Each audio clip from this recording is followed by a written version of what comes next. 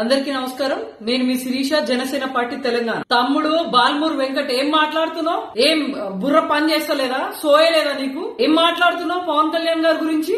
పరిగెట్టిస్తావా? ఆంధ్రాకి వెళ్ళిపోవాలా? ఏం నీ అయ్యా జాగిరా తెలంగాణ? ఏంది ఏం మాట్లాడుతున్నావు? ఆయన గురించి ఇష్టం వచ్చినట్టు నోటికి ఎంత వస్తే అంత మాట్లాడుతున్నావు. తమ్ముడు గుర్తు పెట్టుకో, పవన్ కళ్యాణ్ గారు జోలికి వస్తే ఎవరైనా సరే మేము సహించలేదు, ఊరుకునేది లేదు. ఏం మాట్లాడుతున్నావు? పరిగెట్టిస్తావా? ఏది పరిగెట్టించుడు కాదు, కనీసం ఆయన దగ్గరికి రావాలనే ఆలోచన అన్న చేయి. నువ్వు జనసేన తెలంగాణలో ఉన్న మేము ఏం చేయగలుగుతాం చూపిస్తాం మీకు. ఏం నోటికి ఎంత వస్తే అంత మాట్లాడతావా? ఫ్యామిలీతో ఇక్కడి నుంచి వెళ్ళిపోవాలా? ఏం నీ అయ్యా జాగిరా వై తెలంగాణ?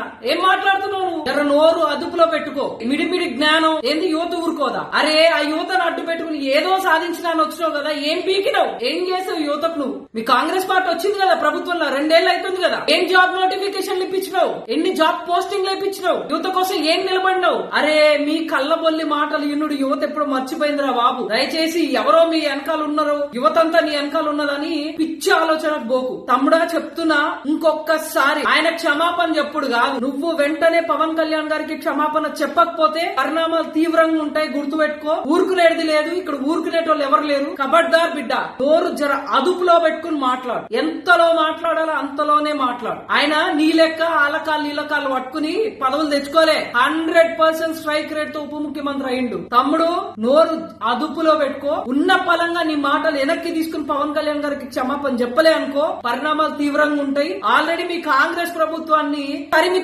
కొడతారు ప్రజలు జనాల్లో పోతే. అందుకే నువ్వు నీ నాయకులు ఎక్కడ ముఖాలు చూపించకుండా తిరుగుతురు. నీకు ధైర్యం ఉంటేరా అదే యువతకు చెప్తున్నావు కదా, యువతను అడ్డు పెట్టుకున్నావు కదా. ఎందుకు యువత పోస్టింగ్స్ ఇప్పించలేకపోయినా చెప్పు, బయటకు వచ్చి నిలబడి వాళ్ళ కోసం. అప్పుడు నీ దమ్ము, నీ ధైర్యం, నీ మాటలు చెప్పు.